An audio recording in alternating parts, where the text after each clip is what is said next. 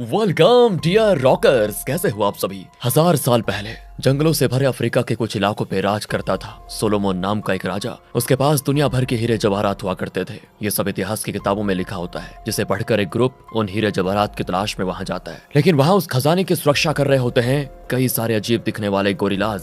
राजा Solomon ने कुछ gorillas को पाला था और आज भी उन गोरिल्लाज के आगे की पुश्तें उस खजाने की सुरक्षा कर रही हैं। ऐसे में आगे क्या होगा दोस्तों, चलिए जानते हैं। 1995 में रिलीज हुई कोंगो नाम की मूवी। तो कहानी की शुरुआत में अफ्रीका के दूसरे सबसे बड़े देश कोंगो के जंगलों को दिखाया जाता है। उस जंगल से कुछ दूर पर एक गांव है जहां 4 जीप्स तेजी से आकर रुकती हैं। उनमें से कुछ गोरे होते हैं जो पहाड़ को पार करके जंगल में पहुंचते हैं और वहां पे एक जगह कैंप लगाकर कुछ टूल्स तैयार कर रहे होते हैं। और तब स्पेस में एक सैटेलाइट को दिखाते हैं जिसके जरिए ये लोग अमेरिका में टेक्सास की एक प्राइवेट कंपनी को मैसेज करते हैं जिसका नाम है ट्रेविकॉम। उस मैसेज को रिसीव करती है कैरन, जो कि पहले CIA में काम कर चुकी है। वैसे चार्ल्स नाम का बंदा कैरन का फियोंसे था, जो कि एक इंपॉर्टेंट मिशन के लिए कोंगो के जंगलों में अपनी टीम के साथ गया हुआ है। मैसेज देखकर बड़ी खुश होती है कैरन। लगता है इनका ब्रेकअप हो चुका है, लेकिन फिर भी अभी भी दोनों में प्यार है। चार्ल्स उसे वीडियो कॉल करता है तो वो पूछती है, क्या तुमने उस ज्वालामुखी पर्वत का पता लगा लिया है? और तब अचानक वो जगह हिलने लगती है और कैरन डर जाती है। चार्ल्स कहता है कि डरने की बात नहीं है, ये ज्वालामुखी पर्वत अक्सर इस तरह के शॉक देता रहता है। कहकर वो कैरन को एक ब्लू डायमंड दिखाता है जो कि उसे उस ज्वालामुखी पर्वत के पास मिला था। उसे वो एक लेजर गन जैसे डिवाइस में लोड करके एक पौधे को शूट करता है तो उसमें आग लग जाती है। दुनिया में पहली बार इस तरह का लेजर गन इन्होंने बनाया होता है। चार्ल्स और उसकी टीम को ये डायमंड एक नदी में मिला था।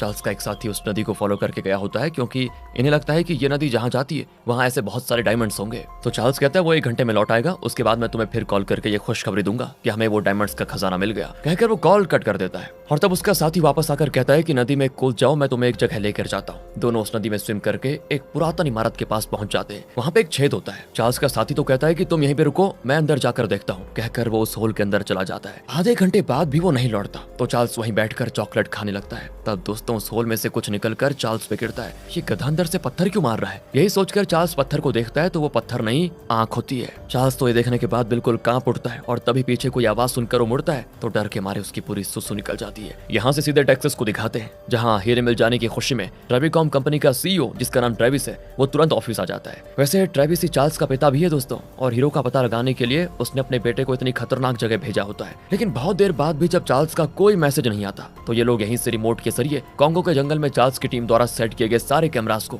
ऑन कर देते हैं। जब वो कैमरे को दूसरी ओर मोड़ते हैं तो वहाँ कुछ लोग मरे पड़े दिखाई देते हैं और तब अचानक एक रूप आकर कैमरे को तोड़ देता है। यहाँ सभी चौंक जाते हैं, लेकिन ट्रेविस को तो बस खजाने की पड़ी होती है। वो कैसे भी करके उन डायमंड्स को पाना चाहता है तो वो कैरन से कहता है कि चार्ल्स के लेजर गन में GPS है, उसे ट्रेस करके तुम कोंगो के जंगल में जाकर वो डायमंड्स लेकर आओ। पर कैरन गुस्सा हो जाती है कि ये कैसा बाप है जिसे अपने बेटे से ज्यादा डायमंड्स की फिक्र है, बताओ। तो ट्रेविस कहता है कि मैं सिर्फ डायमंड्स के लिए नहीं कर रहा, वहाँ चार्ल्स भी तो है, कम से कम उसे बचाने के लिए तुम्हारा जाना जरूरी है। मैं तुम्हारी मदद के लिए कुछ आदमियों को तुम्हारे साथ भेज दूंगा। कैरन कहती है अगर वहाँ जाकर मुझे पता चला कि आप अपने आदमियों को किसी और इरादे से वहाँ भेज रहे हैं तो मैं आपका ऐसा नुकसान करवाऊंगी ना कि आप सोच भी नहीं सकते। दूसरी ओर कैलिफोर्निया में एक जूलॉजिकल लैब को दिखाते हैं जहाँ एमी नाम के एक गोरिल्ला को पाला जा रहा है। वो पेंट कैन में हाथ डालकर उससे उस कमरे में कई पेंटिंग्स बना चुकी होती है। तब वहाँ पे पीटर नाम का लड़का आता है जिसको देखकर वो तुरंत उससे लिपट जाती है। पीटर ने दोस्तों इसे बचपन से पाला होता है और इसे ह्यूमंस के साथ कुछ हद तक इंटरेक्ट करना भी सिखा दिया है। अगले सीन में पीटर एक स्टेज पे कुछ अमीरों को स्पीच दे रहा होता है और वो अपनी नई टेक्नोलॉजी को डेमो की तरह पेश करता है जिससे कि साइन लैंग्वेज को शब्दों में बदला जा सकता है। तब उसका असिस्टेंट एमी के हाथ में एक मशीन फिक्स करके उसे लेकर आ जाता है। पीटर उसे हेलो कहता है तो एमी कोई इशारा करती है जो कि उस मशीन के जरिए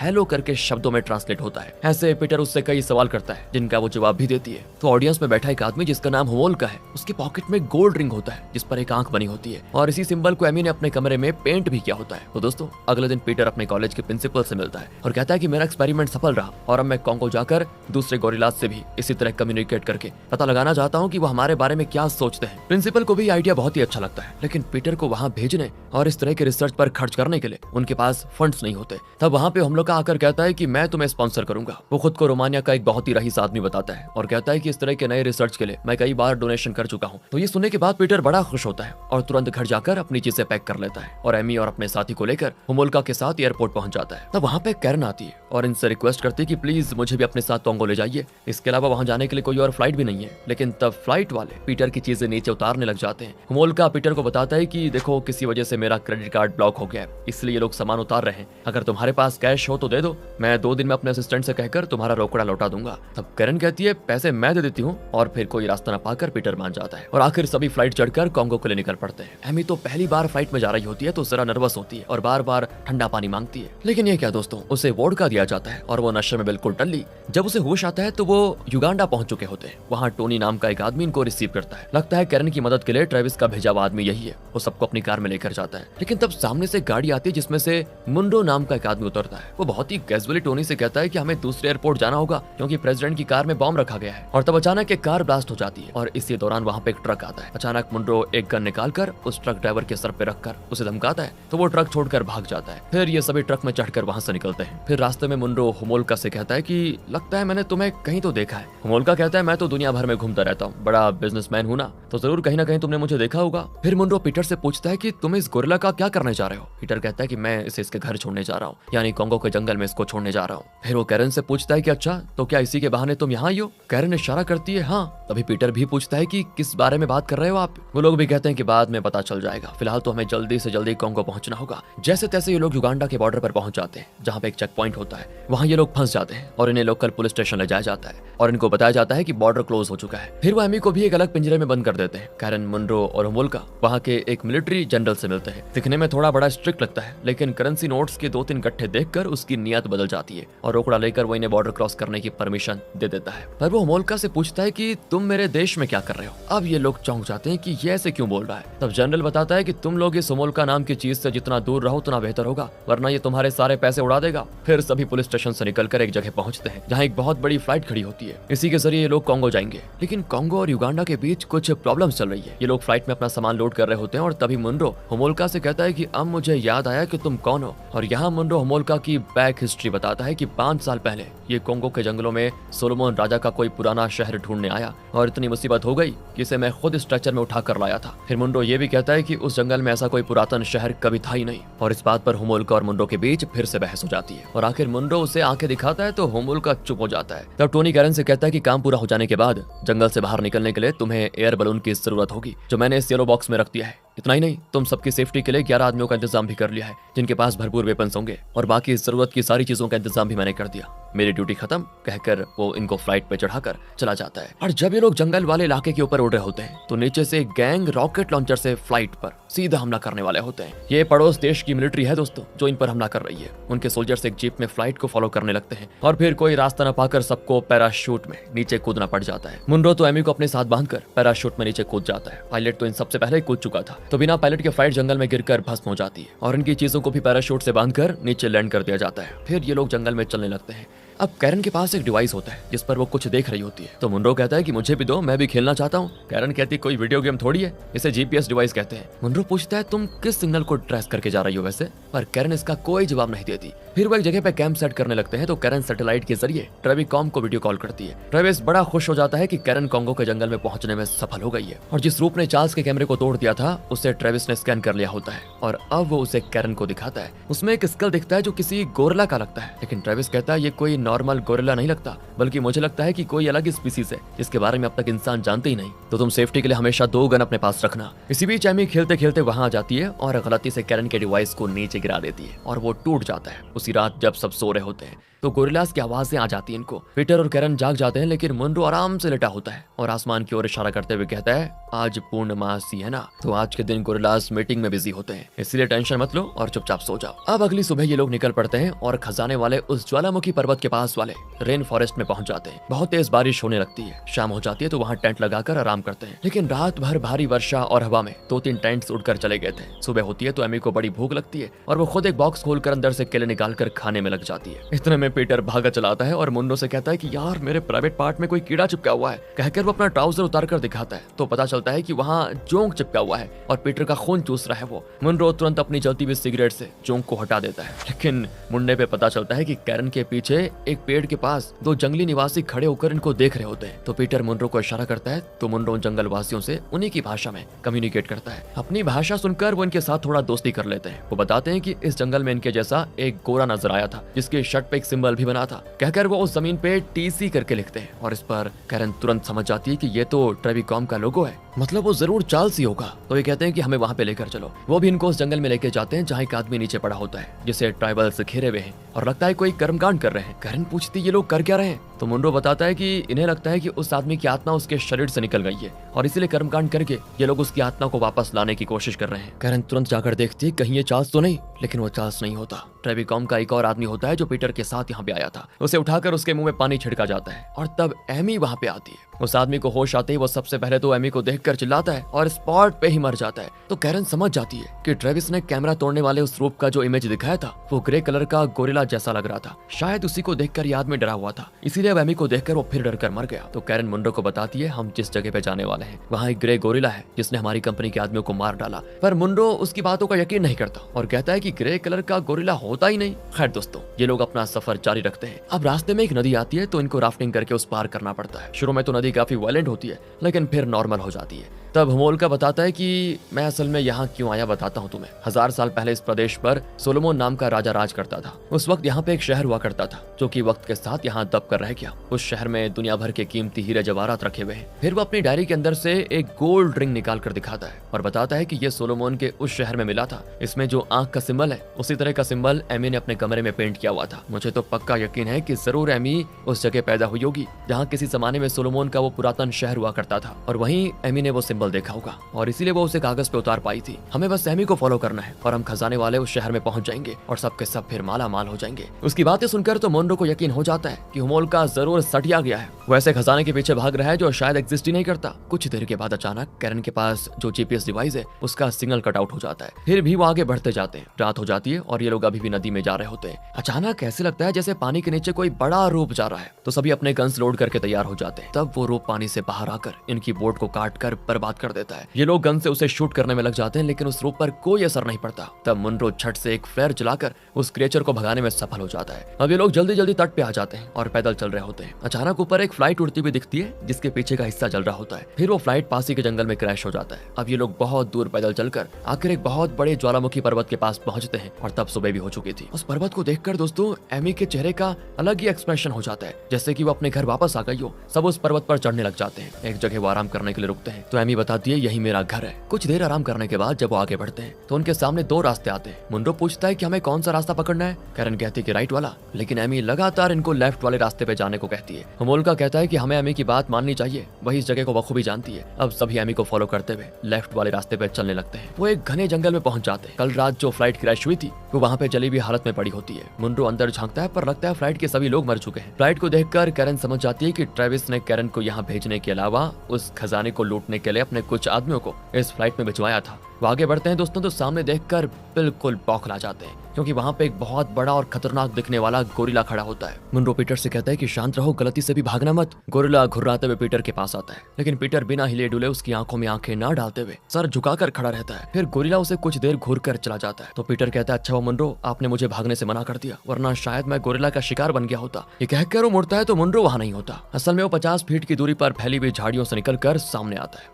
और कहता है कि यार पीटर मुझे माफ कर दो, डर के मारे मैं भागकर छुप गया था। इतने में दोस्तों उस गोरिल्ला का परिवार वहाँ पे आ जाता है और वो एमी को देखते हैं। एमी उनको देखकर साइन लैंग्वेज में ऐसे बात करती है जैसे कि वो इंसान है। उनकी कुछ समझ में नहीं आता और वो उसको इग्नोर करके चले जाते हैं। ये लोग आगे बढ़ते हैं तो रास्ते में इनकी टीम का एक आदमी किसी चीज पर पैर रख देता है और लगातार अलार्म बजने लगता है। असल में उसने एक वायर पे पैर रख दिया था तो कैरन उस वायर को निकालकर तुरंत अलार्म ऑफ कर देती है। तब वो इनको बताती है कि हमारी कंपनी की टीम जहां भी जाती है इस तरह के अलार्म सेट कर देती है ताकि अगर कोई जंगली जानवर आए तो उन्हें पहले से वार्निंग मिल जाए। मतलब ट्रेविकॉम के लोग यहाँ आए जरूर थे लेकिन फिलहाल वहाँ ना ट्रेविकॉम की टीम नजर आती है और ना ही उनकी चीजें। मुनरो का आदमी वहाँ की गुफा में एक होल को देखता है। ये वही होल है दोस्तों जिसके अंदर चार्ल्स का साथी गया और आखिर में एक आंख बाहर आकर पीटर पर गिरी थी। मुनरो का उस आदमी उस होल के अंदर जाता है और सब चेक करके कहता है कि ये जगह सेफ है, सब आ जाओ। सब उसके पीछे चले जाते हैं। वहाँ एक पुरातन मंदिर का एंट्रेंस होता है जहाँ एक बहुत बड़ी मूर्ति होती है। होमोल्का तो खुशी से पागल हो रहा होता है कि देखा देखा, मैंने कहा था ना कि यहाँ पे एक पुरातन शहर था, तुम लोग तो मेरा मजाक उड़ा रहे थे ना, कम से कम अब तो तुम्हें यकीन हो गया होगा। और तब उस मूर्ति की आंखों को दिखाते हैं और इन्हीं आंखों को एमी ने अपनी पेंटिंग्स में बनाया होता है। वो एंट्रेंस से अंदर जाते हैं तो सामने आता है एक बहुत बड़ा किला।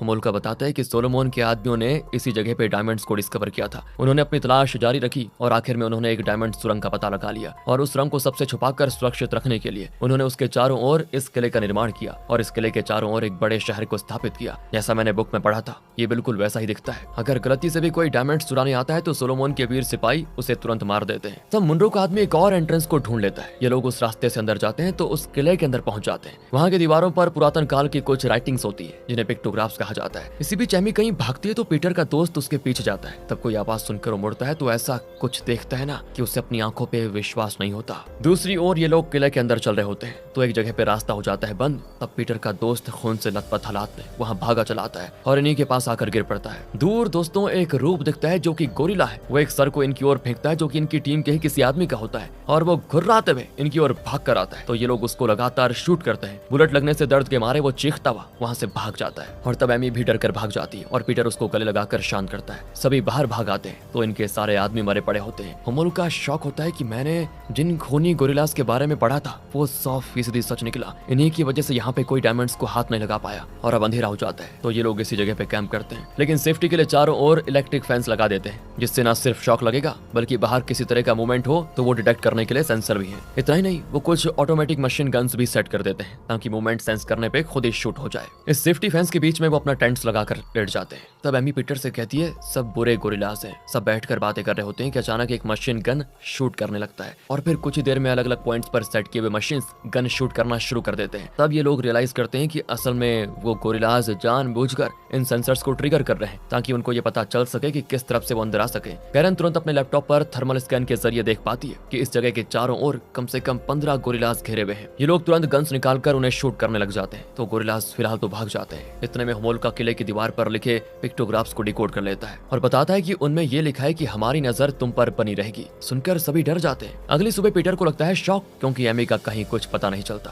और तो और होमोल्का भी गायब होता है। मुनरो कहता है कि एमी जरूर अपने परिवार से मिलने गई होगी इसलिए उसके बारे में फिक्र करने की जरूरत नहीं है। हमें बस अपने साथियों को बचाकर यहाँ से जल्दी जल्दी निकलना होगा। यही सोचकर वो किले के अंदर जाते हैं। वहाँ उन पिक्टोग्राफ्स को देखकर वो रियलाइज करते हैं कि असल में सोलोमन ने अपने खजाने की सुरक्षा के लिए इन खतरनाक गोरिल्लास की पुरखों को पाला था और इंसान से लड़ने के लिए उनको ट्रेन भी किया था। लेकिन उसकी ट्रेनिंग इतनी जबरदस्त थी कि वक्त के साथ वो गोरिल्लास काफी इंटेलिजेंट और स्ट्रांग हो गए और उन्हें जो ट्रेनिंग मिली थी उसी को अपनाकर उन्होंने सोलोमन को ही मार डाला और इस जगह पे वो राज करने लगे। अब प्रेजेंट में ये लोग देखते हैं कि इस जगह पे नॉर्मल गोरिल्लास के स्केलेटन्स पड़े हुए हैं। अचानक वहाँ पे भूकंप आ जाता है और उस किले के खंभे टूटकर गिरने लगते हैं। इतने में होमोल्का भी आ जाता है और सभी मिलकर यहाँ से बाहर निकलने का रास्ता ढूंढने लगते हैं। भूकंप आते देखकर एमी अपने गोरिल्ला ग्रुप को छोड़कर कैंप में आकर पीटर को ढूंढने में लगी होती है। दूसरी ओर पीटर की टीम एक गुफा से होकर आगे बढ़ती है तो एक जगह पे इनको नीचे डायमंड्स बिखरे पड़े होते हैं। होमोल्का खुशी के मारे उनको उठाने लग जाता है। तब वो नोटिस करते हैं कि उस गुफा में जगह जगह होल्स है और हर होल में एक खूनी गोरिल्ला खड़ा है। सभी चुपचाप चलने लगते हैं लेकिन होमोल्का डायमंड्स बटोरने में बिजी होता है और फिर वो गोरिल्लास होमोल्का को घेर लेते हैं। होमोल्का डर के मारे सारे डायमंड्स को गिराकर भागने की कोशिश करता है लेकिन एक बड़ा गोरिल्ला पीछे से उसके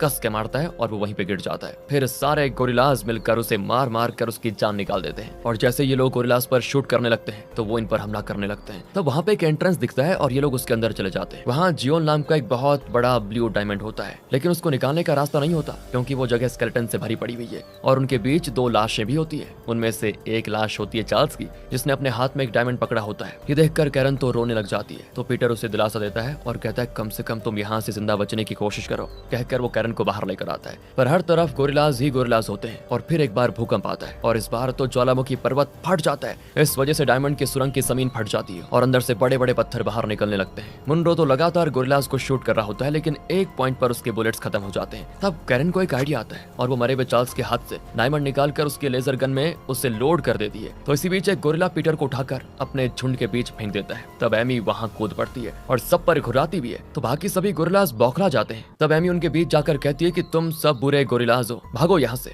वो इन खूनी गोरिल्लास को पीटर के पास भटकने नहीं देती और तब कैरन लेजर गन से शूट करती है जिससे एक गोरिल्ला का हाथ कट जाता है। फिर उस लेजर गन से वो शूट करके एक गोरिल्लास के टुकड़े टुकड़े करने लगती है। मौका पाकर सभी वहां से भागने में बिजी होते हैं, लेकिन दोस्तों इसी बीच ज्वालामुखी का लावा बहकर गुफा के अंदर आ जाता है। तब वहां के गोरिल्लास बाहर निकलते हैं और बहते हुए लावा में कूदकर चल मरते हैं और अपनी जो टीम है दोस्तों सोलोमन के शहर से बचकर बाहर आ जाती है। और तब उस शहर के चारों तरफ की जमीन में दरार पड़ने लग जाती है। देखते देखते वो जगह अलग होकर जमीन के अंदर जाने लगती है। मुनरो और कैरन बचकर वहां से भाग जाते हैं। पीटर और एमी भी आने की कोशिश करते हैं, लेकिन तभी बीच की जमीन फट जाती है और वो इस तरफ नहीं आ पाते। वो दूसरे रास्ते पे निकल जाते हैं। यहाँ मुनरो और कैरन कैंप साइट पर आकर अपने ट्रांसमीटर से ट्रेविकॉम के सीईओ ट्रेविस को कॉल करते हैं। वो कॉल पे पूछता है कि क्या तुमने डायमंड्स निकाल लिए। कैरन कहती है हाँ डायमंड्स निकाल लिए, लेकिन चार्ल्स मर गया। ट्रेविस कहता है ठीक है तुम डायमंड्स को सेफली लेकर आना। कैरन को दोस्तों बड़ा गुस्सा आता है कि मैंने अपने चार्ल्स को खो दिया और तुमने अपने बेटे को, पर तुम्हें बेटे की फिक्र नहीं बस डायमंड चाहिए। और ट्रेविस फिर चिल्लाता है कि चार्ल्स के मरने का माता मनाऊंगा तो क्या वापस आ जाएगा वो। तो कैरन कहती है मैंने तुमसे पहले ही कहा था कि अगर मुझे पता चला कि तुम्हारा इरादा अपने बेटे को बचाना नहीं